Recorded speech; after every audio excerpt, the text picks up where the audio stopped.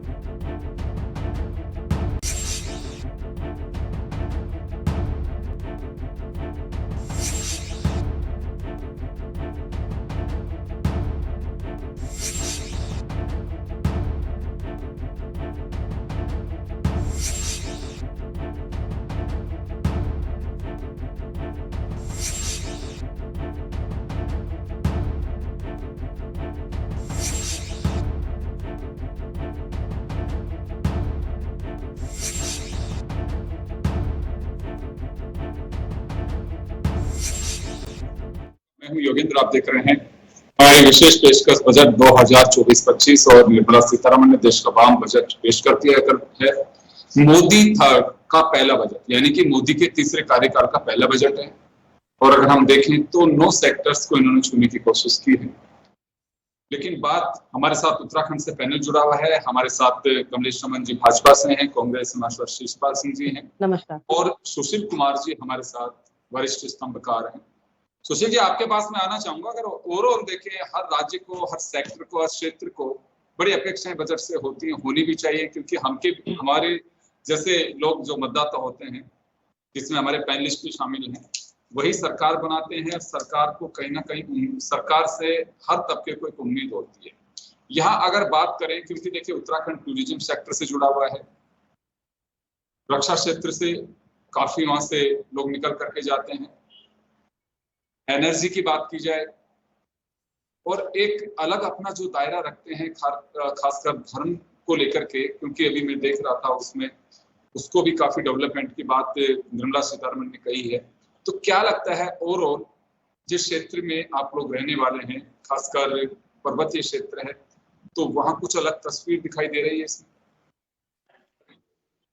देखिए, ऐसा है, कोई भी बजट का आप दो आकार प्रकार देख सकते हैं। पहला तो ये है कि जो नेशनल इश्यूज के साथ बजट होता है, उससे भी देश का कोई भी युवा हो, बूढ़ा हो, बच्चा हो, या कोई भी स्थान विशेष का किसी प्रकार का व्यक्ति है, एक तो उसका प्रभाव उस तरह से देख सकते हैं। जैसे कहा जाए, अगर मुद्रा योजना में 10 लाख से 20 लाख आपने किया, तो चाहे वो केरल का युवा हो, चाहे वो उत्तराखंड का हो, उसको भी फायदा हो सकता है। अगर आपने स्पेशली कोई चीज को किया, जैसे उदाहरण के तौर पे कि इस बार का बजट जो है, कुछ मायनों में अलग आप इसलिए भी देखेंगे कि इस बार के बजट में गठबंधन की सरकार का बजट है। इस पहले फ्री होल्ड एक जैसे बीजेपी गवर्नमेंट होती थी, इस बार गठबंधन की सरकार है। तो इसमें आंध्र प्रदेश की बात करेंगे, बिहार की बात करेंगे, तो उत्तराखंड उतना संतुलित आपको नहीं मिलेगा। इवन हिमाचल, नॉर्थ ईस्ट भी उतना संतुलित नहीं मिलेगा, क्योंकि गठबंधन में हमेशा सरकारें वहां ज्यादा फ्लो रहता है जहां से सरकारें बनी रहती हैं। तो आंध्र प्रदेश में चंद्रबाबू नायडू 7 बार आंध्र प्रदेश, 12 बार बिहार, लेकिन उत्तराखंड का भी थोड़ा जिक्र हुआ है। जैसे बादल फटेगा तो उसमें राहत मिलेगी। जैसे दैवीय आपदा को लेकर के पैकेज की बात कही गई, धार्मिक जानते हैं उत्तराखंड है ही, तो तीर्थाटन पर्यटन की दृष्टि से वो मददगार बजट में जो दिखता है वो उतना हिस्सा रहेगा। खास ये भी है कि देखिए, हेल्थ और जब एजुकेशन की बात आती है ना, और जब स्किल डेवलपमेंट की बात और रोजगार की बात आती है, इंटर्नशिप की बात आती है, तब सरकारें कहाँ पर हैं, वहां पर हमें देखना है। अगर हम स्किल की बात करें, तो अब जो भी योजना है कि उत्तराखंड के लिए अलग से तो आई नहीं है, तो उसमें उत्तराखंड भी अपने युवाओं के लिए कुछ खोजेगा। अब एजुकेशन पे अगर मान लो 1.25 लाख करोड़ रुपया आपने देने का प्रयास किया, या 1.5 लाख करोड़ आपने इसमें हेल्थ पे देने का प्रयास किया, तो जो बढ़ बढ़ के आएगा वही आपको भी मिलेगा। तो अब ये बहुत मामूली है, 1-2% भी नहीं होता है, जो हमारे यहाँ की विपदा है। अब आपने 1.5 करोड़ लोगों को तकरीबन कई सालों में स्किल्ड किया, लेकिन रोजगार कितनों को दिया, मुद्दा ये रहेगा। आप जो अभी वादा इस बजट में कर रहे हैं, पिछले बजट में जो वादा था वो कितना पूरा हुआ, मुद्दा ये भी रहता है। तो हम ये कह सकते हैं कि तत्कालिक परिस्थितियों में उत्तराखंड को जेहन में इस बजट में रखा गया है, जिसमें सबसे बड़ी समस्या बादल फटने या दैवीय आपदा को लेकर है। इस समय 4 धाम यात्रा चल रही है, जरूरत पूरी कर सकता है ये बजट। दूसरा, गैर कॉरपोरेट जो सेक्टर है, गैर कृषि जो सेक्टर है, सूक्ष्म जो उद्योग उद्यम है, उत्तराखंड में देखे होंगे बहुत कॉरपोरेट टाइप की चीजें बहुत विस्तार नहीं ले पाई। इन्वेस्टर समिट हुई, इन्वेस्टर्स आए, कितना फायदा हुआ वो आंकड़ा अलग है, वास्तविकता अलग है। लेकिन गैर कॉरपोरेट, अब यहाँ 1.25 लाख एकड़ की हेक्टेयर की लैंड ही सिकुड़ गई है एग्रीकल्चर में। सुअर है, तमाम है, बताते रहते हैं शिकायत की, पहाड़ों में खेती नहीं हो पाती। तो गैर कृषि को लेकर के जो बजटिंग है, उसमें उत्तराखंड थोड़ा सा लाभ ले सकता है, क्योंकि यहाँ पर कृषि का एरिया लिमिटेड है, बरसात पर निर्भर है, भगवान भरोसे है। हाट बाजार को लेकर के बहुत सारे मुख्यमंत्री भी यहाँ योजना चलाते हैं, लेकिन कितना सफल होता है, कितना लोगों को फायदा होता है, ये भी एक पड़ताल का विषय। तो मैं समझता हूँ इस बजट में उत्तराखंड को तुलनात्मक थोड़ा सा बूस्टअप करने का एक प्रयास है, लेकिन उससे ज्यादा उन राज्यों को है जहां से उनकी सरकारें चल सकती हैं। जी, चलिए मैं सर वापस लौटूंगा सुशील जी आपके पास में, आप बने रहिए हमारे साथ में। मैं शिषपाल जी का रुख करना चाहूंगा। सर बजट को लेके शिषपाल जी, मैं एक तो पहले सीधा आपकी एक प्रतिक्रिया चाहूंगा इस पे। ओवरऑल अगर हम देखें तो, क्योंकि 9 सेक्टर की बात की गई है और निर्मला जी ने जो कहा कि अक्सर मैं देख रहा था कि पिछले लोकसभा चुनाव के दरमियान मोदी साहब ने एक बात कही थी कि हम 4 जातियां जानते हैं, महिला, युवा, बेरोजगार और किसान। यही 4 वर्ग हैं जिन पे पूरी तरह से फोकस किया जाएगा और हर तबका इसमें एक तरह से सम्मिलित होता है। इस बजट में भी इसके इर्द गिर्द रखने की कोशिश की है। हालांकि 9 प्लेटफॉर्म्स को चुना है, तो क्या लगता है बजट से कुछ स्थितियां बदल पाएंगी, चाहे सड़कों के लिए बात की जाए या ग्रामीण प्रधानमंत्री सूर्य योजनाएं उसके जरिए, या फिर रिलीजियस सर्किट जो है जहां धर्म के लिए जाने जाते हैं प्रमुख स्थान, आपके यहाँ पे भी एक दैवीय भूमि है ये। तो ये कुछ ऐसी चीजें हैं जिनमें कुछ डबल इंजन की सरकार वहां दिखाई देगी। देखिए, ये जो आज बजट निर्मला सीतारमण जी ने लोकसभा में पेश किया, इस बजट को लेकर के बड़ी आशाएं और अपेक्षाएं उत्तराखंड की जनता की थी। और ये पूरा बजट अगर मैं एक लाइन में कहूं तो ये बहुत निराशाजनक बजट है और पूरा का पूरा बजट सरकार की कमजोरी को प्रदर्शित करने वाला और जो कुर्सी बचाने वाला बजट है। जो आपके गठबंधन के पार्टनर हैं उन्हीं को खुश करने में पूरा बजट की एक्सरसाइज नजर आ रही है। और उत्तराखंड को क्या मिला आप देखिए, उत्तराखंड में कैसे पलायन रुकेगा, लगातार ये यहाँ एक बड़ा मसला बना हुआ है। उसके लिए इस बजट में कुछ नहीं है। हम अग्निवीर योजना के लिए देख रहे थे कि इस योजना में बदलाव होगा और सेना का जो पुराना स्वरूप था वो बहाल होगा, क्योंकि मोदी जी जब भी उत्तराखंड आते हैं वो यही कहते हैं कि यहाँ 5 धाम है और 5वां धाम सैनिक धाम है, क्योंकि यहाँ हर परिवार से सेना में कोई ना कोई है। तो उसके लिए भी इस बजट में कुछ नहीं है। ओपीएस के लिए, क्योंकि यहाँ पर अगर प्रदेश की इकोनॉमी की बात करें तो ये कहा जाता है कि ये मनी ऑर्डर व्यवस्था से ये प्रदेश चलता है, क्योंकि देश की सेवा में बहुत योगदान है हमारे उत्तराखंड का। तो उसमें भी ओपीएस की बड़ी मांग यहाँ हो रही थी, तो ओपीएस के लिए भी इस सरकार ने इस बार बजट में जो है हाथ खड़े कर दिए हैं। तो बजट में न मध्यम वर्ग के लिए कुछ है, न किसानों के लिए कुछ है, न बेरोजगारों के लिए कुछ है।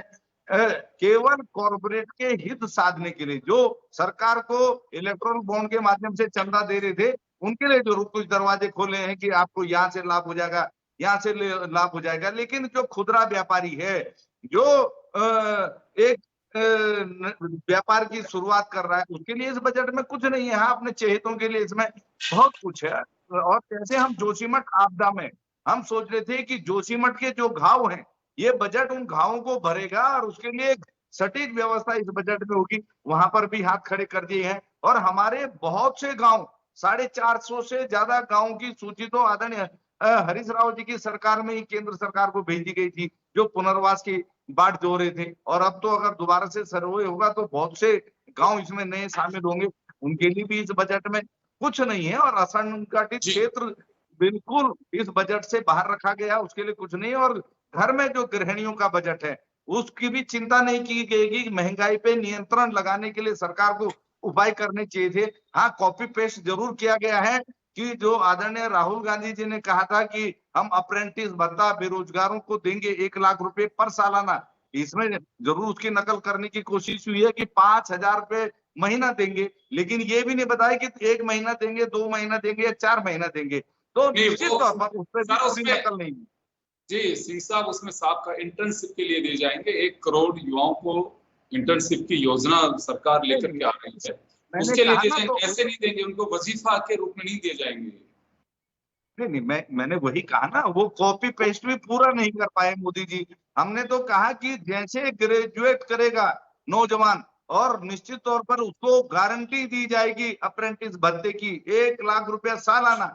ये कह रहे हैं कि हम 1 करोड़ को देंगे बिल्कुल, और उससे ज्यादा को नहीं दे पाएंगे, 5,000 रुपए देंगे, लेकिन वो भी कितने महीने तक देंगे वो इस बजट में कुछ नहीं है, पर महीना कहा गया है, एक महीने में देंगे, 2 महीने देंगे, 3 महीने देंगे, तो ये भी युवाओं को जो है निराश करने वाली चीज है। तो कुछ भी दे दो, क्या है इस बजट में? हाँ, आंध्र प्रदेश और बिहार को जरूर खुश करने का प्रयास हुआ है, क्योंकि सरकार बचानी है, उसी की रस्साकसी इस बजट में। चलिए मैं वापस लौटूंगा। मैं आपके पास में आना चाहूंगा कमलेश जी। एक बात विपक्ष लगातार कह रहा है कि केवल ये बैसाखियां बचाने के लिए सरकार का बजट है। आंध्र प्रदेश की राजधानी के लिए सीधे 15,000 करोड़ रुपए और 41,000 करोड़ रुपए अकेले बिहार को दिया गया है, बाकायदा नाम लिख करके। उसमें सड़कों के लिए, पावर सेक्टर के लिए इतना पैसा दिया जाएगा, फ्लड की पोजीशन पर रोकने के लिए इतना पैसा दिया जाएगा, हाईवेज के लिए इतना पैसा दिया जाएगा। टोटल 41,000 करोड़ रुपए की योजना अकेले बिहार के लिए। नीतीश कुमार काफी गदगद है। तो सीधा आरोप ये लगाया जा रहा है कि केवल सरकार बचाने का बजट है। सबसे पहले तो मैं आपको प्रथम जो हमारा सोमवार कल गया है उसकी बधाई देना चाहूंगी। सावन की सभी को ढेर सारी शुभकामनाएं। भोले शंकर जी आप सबकी मनोकामनाएं पूर्ण करें। दूसरा, विपक्ष का काम है कहना, तो वो तो कहेगा ही। अच्छा बजट हो तो भी कहेगा, पूरा बजट हो तो भी कहेगा। उनके लिए अगर सरकार पूरा बजट उनके लिए लाके रख दे वो तो भी कहेगा, तो भी ये कह देगा कि वो तो व्यापारियों के लिए, कारपोरेट जगत के लिए है। बाकी और होल जो इसमें पूरा जो हमारा बजट आया, पूरे देश का जो बजट आया, विकसित देश बनाने के लिए, जो राष्ट्र देश बनाने के लिए जो इस बजट को संकल्पित किया था हमारे प्रधानमंत्री जी ने कि इसको आगे किस तरीके से बढ़ाया जाएगा, उसको लेकर के इसमें काम किया गया है। इसमें रोजगार को बढ़ावा देने के लिए भी काम किया गया। मुद्रा के माध्यम से जो हमारा लोन ऋण है जो 10 लाख से 20 लाख बढ़ाकर कर दिया गया, और वो भी बिना ब्याज के, बिना शर्तों के, जो हम युवाओं को देने का काम करेंगे, उसमें उनको बढ़ाने का काम किया। अभी इन्होंने इंटर्नशिप की बात करी कि हमने अपेंडिक्स की बात करी, तो बीजेपी ने जो है कॉपी पेस्ट कर दिया उसको। इंटर्नशिप में हमने पहले से ही देने का वादा किया था, उसको, उस वादे को पूरा किया प्रधानमंत्री जी ने। जो हमारी 500 कंपनियां जिनको और स्टेब्लिश करने के लिए, युवाओं को और रोजगार देने के लिए, बढ़ावा देने के लिए उसमें काम करने का प्रावधान रखा। हमारे कौशल प्रशिक्षण के तहत जो ये सारा हमारा होना है, जो युवाओं को आगे बढ़ाना है, उसके लिए काम करने का उन्होंने इसमें लक्ष्य रखा। महिलाओं को किस तरीके से हम आगे बढ़ा सकते हैं, महिलाओं को स्टैंप ड्यूटी, जो हमारी महिलाएं जो जमीन खरीदती है, जो उनकी पुरानी जमीन है जो रजिस्ट्री करना चाहती है, उस स्टैंप ड्यूटी में उनको और कटौती करने का काम किया गया कि महिलाएं और अच्छे से बेहतर उसको कर सके।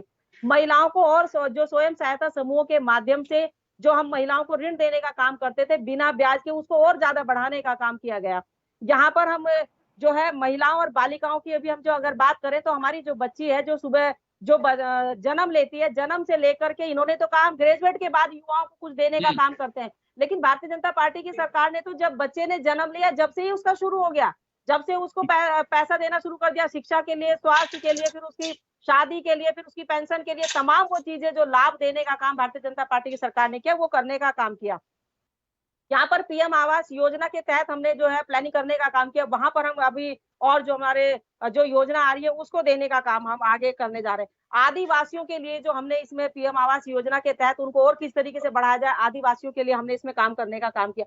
रक्षा के लिए भी इन्होंने कहा कि हमारा जो उत्तराखंड का जो धाम है, यहाँ पर सैन्य धाम है, उसके लिए कुछ नहीं किया। रक्षा के लिए उन्होंने प्रावधान किया, उसमें करोड़ों करोड़ बजट देने का काम किया। ग्रामीण विकास में उन्होंने करोड़ों का जो इसमें बजट देने का काम किया। कृषि के क्षेत्र में किया, गृह के क्षेत्र में किया, आपका शिक्षा के क्षेत्र में किया, आपका सूचना और हमारा जो प्रौद्योगिक जो दूर संचार है उसके लिए देने का काम किया। हमारा मोबाइल तक जो तमाम वो जो चीजें हैं, ये गरीबों का, मध्यम वर्ग। कमलेश मैडम, इनका आरोप ये है कि बिहार का 1 दर्जन बार नाम इसमें पुकारा गया बजट में। अगर उत्तराखंड का भी 2 बार भी नाम ले लेते कि रक्षा क्षेत्र में, खासकर पर्वतीय क्षेत्र को लेकर के हम ये करेंगे, या पर्टिकुलर जो धाम है वहां पे उनके लिए ये करने वाले हैं, वहां की जो सराय, जैसे जोशीमठ का इन्होंने जिक्र किया।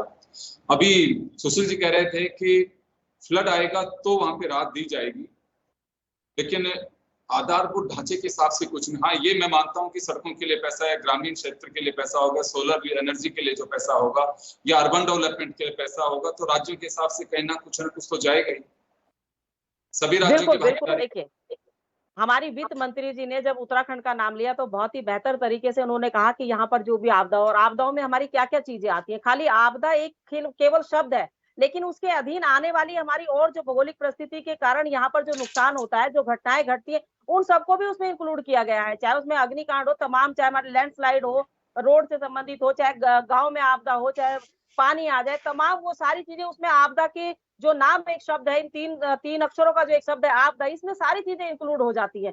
तमाम वो ऐसी चीजें जो, और माननीय प्रधानमंत्री जी के मुंह पर तो हमेशा उत्तराखंड रखा रहता है, क्योंकि पांचों धाम जो जिनको प्रधानमंत्री जी आगे बढ़ाने का काम कर रहे हैं, कॉरिडोर के माध्यम से जो हमारे इन मंदिरों को और सुदृढ़ बनाने का काम कर रहे हैं, केदार धाम को आगे और बढ़ाने का काम कर रहे हैं, उसके लिए उन्होंने आगे काम करने का जो काम किया है। अब लेकिन क्योंकि कांग्रेस अपना जो अगर पिछला बजट देखेगी, तो जिस वक्त यूपीए की सरकार थी, जब उन्होंने यहाँ उत्तराखंड के लिए बजट दिया, उन्होंने तो नाम तक भी नहीं लिया उत्तराखंड के लिए हम क्या बजट देने जा रहे हैं, उत्तराखंड को हम क्या देने वाले हैं। लेकिन कम से कम आज बजट के अंदर उत्तराखंड का नाम भी लिया जा रहा है और यहाँ पर बजट देने का काम भी किया जा रहा है हर क्षेत्र में। और सबसे बड़ा जो बजट है ये उन गरीबों के लिए बजट है, ये उन मध्यम वर्गों के लिए बजट है, और तमाम सभी उन वर्गों के लिए बजट है, क्योंकि कोई भी ऐसी योजना जो सरकार की चलती है वो किसी एक विशेष वर्ग के लिए नहीं चलती, बल्कि सबके लिए चलती है। उसमें आदिवासी हैं, उसमें दलित हैं, उसमें माइनॉरिटी है, उसमें अल्पसंख्यक है, उसमें क्रिश्चियन है, उसमें बौद्ध है, उसमें जैन है, उसमें पंडित है, ठाकुर है, तमाम सभी वर्गों के लिए ये योजनाएं हैं और उन योजनाओं का लाभ उन सबको मिलने जा रहा है। मुझे लगता है कि ये वाला जो बजट हमारा और भी बेहतर जो बजट आगे बढ़ाने की कोशिश हमारी वित्त मंत्री जी ने करी है, देश के प्रधानमंत्री जी ने करी है। और थोड़ा सा शॉर्ट में एक बार वापस आऊंगा, सुशील जी आपके पास में आना चाहूंगा मैं। खैर चलिए, विपक्ष अपनी ओर से अपने नजरिए से देखेगा, सत्ता पक्ष का कहना है कि इससे बेहतरीन बजट नहीं हो सकता, अक्सर बातें यही होती हैं। लेकिन योजनाओं के आकार और योजनाओं की अगर हम बात करें तो दावा यह है सरकार का, इससे बेहतर और बड़ा बजट अब तक नहीं आया कोई। मैं थोड़ा शॉर्ट में चाहूंगा आपसे। देखिए, ग्रामीण विकास की दृष्टि से देखेंगे तो अगर आप इंफ्रास्ट्रक्चर में चले जाएं, डिफेंस में चले जाएं, तो तीसरे नंबर पर इंफ्रास्ट्रक्चर है। और आप पिछले कई सालों से देखेंगे तो मोदी सरकार का पूरा जो काफी हद तक बजट जो होता है वो इंफ्रास्ट्रक्चर के डेवलपमेंट, वो सड़कें उड़ के देख के आप आइडिया भी लगा सकते हैं। तीसरे नंबर पर सबसे ज्यादा 2.5 लाख करोड़ के आसपास हमको जो दिखाई देता है वो इंफ्रास्ट्रक्चर दिखाई देता है। हम इसमें कोई डाउट नहीं है, हमने कहा ना कि कुछ सेंट्रल के जो बजटिंग है वो, भारत कहाँ है, भारत तो राज्यों का संघ है, भारत तो राज्यों में रहता है ना, भारत है कहाँ, दिल्ली भी राज्य है, तो भारत तो राज्यों में रहता है। तो सड़क बनेगी मेरठ में तो यूपी में हो जाएगा, सड़क बनेगी देहरादून में तो उत्तराखंड में हो जाएगा, तो यूथ नौकरी पाएगा चमोली का तो वो देहरादून सॉरी उत्तराखंड का हो जाएगा। तो जो चाहे इंटर्नशिप हो, चाहे स्किल डेवलपमेंट हो, चाहे किसी को उसके जीपीएफ पीपीएफ में जो पीपीएफ में जो पैसा वैसा देने की बात कही गई हो, ये सब चीजों का जीपीएफ है जो नौकरी देने वाले करते हैं, तो उसमें नियोक्ता को भी 2-3 हजार रुपया सरकार ने कहा ऐसा। लेकिन हमको जो समझने वाली बात है कि अगर कोई ये सोच रहा है कि उत्तराखंड को अलग से बजट दिया जाएगा, तो ये देश का बजट था, पहला तो ये समझना है। उत्तराखंड को उसमें जो स्वाभाविक हो सकता है वो दिया गया। जैसे मैं अभी मैडम बोल रही थी, वो ठीक बोल रही हैं कि आपदा कोई एक शब्द नहीं है, उसमें आपदा शब्द में बहुत सारी चीजें आ गई। अब दैवीय आपदा अगर आप कहेंगे तो हो ही गया ना, चाहे भूकंप आए, चाहे कोई और भी दिक्कतें आ जाएं, चाहे आग लग गई हो जंगल में, तो कोई ये सब चीजों में तो राहत है, बादल फटने में भी राहत है। आप 10 लाख से 20 लाख मुद्रा योजना दे रहे हैं, जिसको चाहिए लोन ले और रोजगार करें। गैर कॉर्पोरेट, गैर कृषि, सूक्ष्म मुद्रा, वो भी फायदा है। लेकिन जो समझने वाली बात है कि ये उत्तराखंड का धामी जी का बजट नहीं है, ये मोदी जी का बजट है। और लेकिन यह बात समझने की जरूरत है कि 10 साल की तुलना में ये बजट का जो प्राथमिकताएं हैं, तुलनात्मक बीजेपी गवर्नमेंट की तुलना में जो अलायंस सरकारें हैं उनकी तरफ ये झुका हुआ है। इस बात को भी समझ के चलिए। चाहे अभी आप ही ने अमरावती को जो राजधानी बनाने की बात हो, उन्होंने विशेष राज्य का दर्जा से कल ही मना किया, लेकिन आज बजट में देखिए कितनी खूबसूरती से साध भी दिया, कितने कॉरिडोर बना रहे हैं, कितने स्पिरिचुअल स्पेसेस को बिहार खुला। तो उनका जो नीतीश बाबू हैं उनको भी तो खुश करना है, चंद्रबाबू नायडू को भी करना है, तभी तो इनकी सरकार चलेगी, नहीं तो हो ही गई ना, सरकार तो 240 प्लस है। तो उत्तराखंड को इतना परेशान होने की जरूरत नहीं है। जो सरकार दे सकती है दिया है, जो दे सकती है दिया है। और पिछला बजट का भी आप तुलना करेंगे ना, सुनिए, पिछला बजट का भी तुलना करेंगे तो ऐसा नहीं था कि बहुत कुछ दे दिया। देखिए, स्पेशल राहत अलग होता है। अगर 12,500 करोड़ का आपने ऑल वेदर रोड ले लिया, ये अलग राहत है। अब सरकार आपको ग्रीन बोनस दे दे, सरकार जो है कॉरिडोर बना दे केदारनाथ में, कल बद्रीनाथ का कायाकल्प कर दे, तो वो सरकार अपनी योजना है। लेकिन उत्तराखंड के माध्यम से क्या होगा इस बजट में, वो जितना संभव है दिया। सुशील जी, मैं रोकना चाहूंगा सर, मैं रोकना चाहूंगा। मैं 30 सेकंड एक बार शिषपाल जी से और कमलेश जी से जानना चाहूंगा। शिषपाल जी, कोई तो ऐसी योजना होगी, क्योंकि देखिए अरबों रुपए का बजट बनता है, वो देश के लिए बनता है। सुशील जो कह रहे हैं, क्योंकि हमारे यहाँ यूनियन का बजट होता है, सभी राज्यों की भागीदारी होती है। हाँ, ये बात जरूर है, आप सही कह रहे हैं कि बिहार को एडिशनल एडवांटेज दिया है, क्योंकि एक दिन पहले ही जब पार्लियामेंट में सवाल पूछा गया था विशेष राज्य के दर्जे को लेकर के, तो खारिज कर दिया था कि नहीं है। लेकिन उससे भी सियासत गरमाई थी कि लोग बिहार में कुछ मिला, नीतीश बाबू का क्या होगा। आज अगर वहां पे कुछ एडिशनल किया है तो भी आज सियासत गरमा रही है। तो क्या क्या जाना चाहिए? हर सरकार की अपनी प्रायोरिटीज भी होती है देश के साथ साथ। नहीं, सियासत का सवाल नहीं है। आप देखिए ना, देश का बजट है और उत्तराखंड को भी देश के बजट से उम्मीद है।